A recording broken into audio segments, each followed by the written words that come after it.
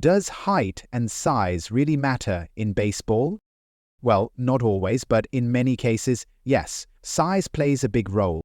Let's start with pitchers. Major league teams often prefer taller, thicker pitchers. Why? Bigger frames generally hold up better under the stress of throwing hundreds of pitches. A larger pitcher might also release the ball from a higher point, giving pitchers a sharper downward angle.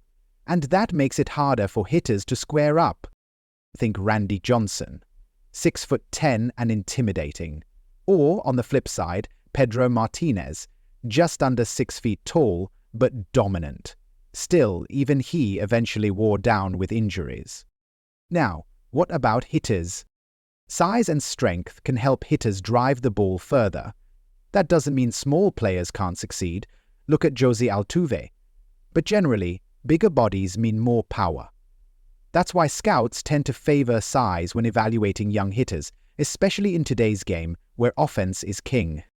Over the years, the perception of what a shortstop or second baseman should look like has changed. Cal Ripken Jr. helped break that mode, a tall, strong shortstop who could slug. Since then, we've seen more big-bodied infielders with pop.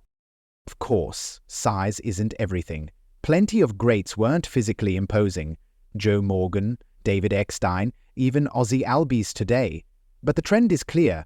Scouts notice size, especially when combined with skill. So, does size matter in baseball? Not always.